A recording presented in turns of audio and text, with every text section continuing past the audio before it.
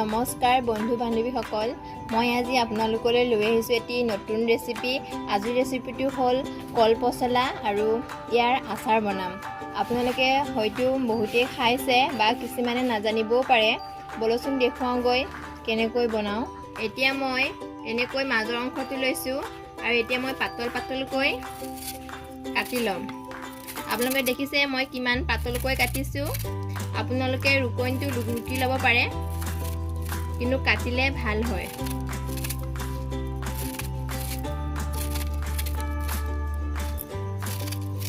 মোৰ কটা হৈ গ'ল আৰু ইয়াত মই এতিয়া হালধি এচামুচ দি দিছোঁ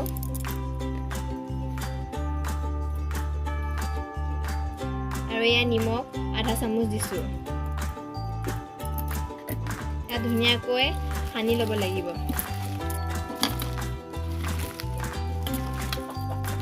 আৰু আপোনালোকে এইটো বনাওঁতে আপোনালোকে ভীমকল আৰু মালভোগ কলৰ পচলাহে ব্যৱহাৰ কৰিব। এয়া মোৰ সনা হৈ গ'ল আৰু এয়া মই 5 মিনিটৰ কাৰণে ঢাকি থৈ দিম। মোৰ 5 মিনিট হৈ গ'ল। আপোনালোকে দেখিছে পানী ওলাইছে আৰু মই এনেকৈ চেপি ল'ব লাগিব।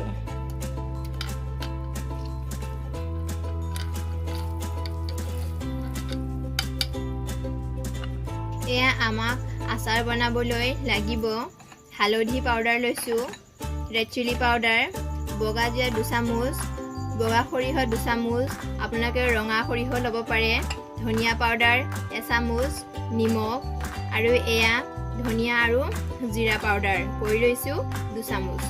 আৰু আমাক লাগিব এয়া মই আদা লৈছোঁ 50 গ্ৰাম। এয়া পচলাখিনি এনেকৈ ৰেডি কৰি ল'লোঁ। আৰু এয়া মই খৰিচা টেঙা 3 চামুচ লৈছোঁ আৰু নহৰু 25 গ্ৰাম এনেকৈ দীঘলকৈ কুটি লৈছোঁ। আৰু এয়া শুকান জলকীয়া, আপুনি সোৱাদ অনুযায়ী ল'ব জলকীয়া, আৰু ক'লা জিৰা 1 চামুচ লৈছোঁ আৰু এয়া মিঠাতেল। বলকচোন এতিয়া আমি আচাৰটো বনাওঁগৈ। এয়া মই কেৰাহী বহাই দিছোঁ গৰম হ'বলৈ। মোৰ কেৰাহী গৰম হৈ গ'ল আৰু এয়া মই ডাঙৰ কাপেৰে আধা কাপ তেল দিছোঁ। আপোনালোকে পচলা অনুযায়ী তেল দিব, যিমান আছে সিমানখিনি চাই পেলাই দিব। মোৰ তেলখিনি গৰম হৈ গৈছে আৰু এয়া মই প্ৰথমতে আদাখিনি দি দিছোঁ।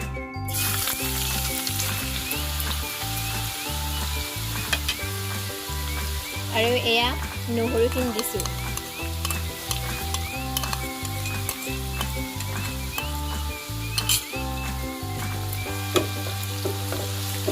নহৰু আৰু আদাখিনি ভজা হৈ গৈছে। এয়া মই জলকীয়াখিনি এনেকৈ টুকুৰা কৰি ল'লোঁ আৰু ক'লা জিৰা ইয়াতে দি দিছোঁ। এয়া মই বগা জিৰাখিনি দি দিছোঁ। মই সৰিয়হখিনি দি দিছোঁ। এয়া মোৰ বাকী মছলাখিনি ভজা হৈ গ'ল। এতিয়া মই হালধি আধা চামুচ দিছোঁ, কিয়নো মই আগতো দিছিলোঁ।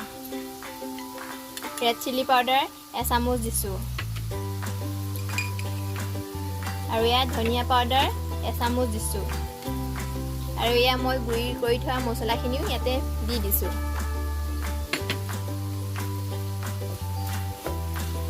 মছলাখিনি ধুনীয়াকৈ ভজা হৈ গ'ল আৰু ইয়াত মই সোৱাদ অনুযায়ী নিমখ দিছোঁ, এয়া 1 চামুচ।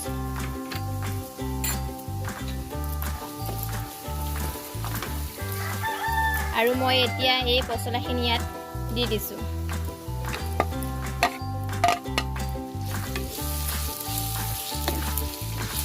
এয়া মই খৰিচা টেঙাখিনি ইয়াতে মই মিলাই দিছোঁ। আপোনালোকে বেলেগ টেঙাও ব্যৱহাৰ কৰিব পাৰে।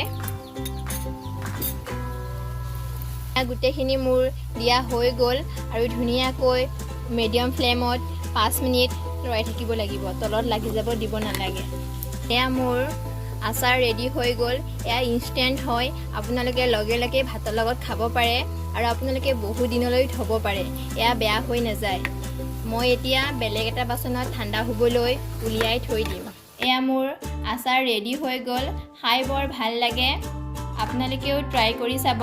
কালাৰো বৰ ধুনীয়া হৈছে, গোন্ধও বৰ ধুনীয়া আহিছে।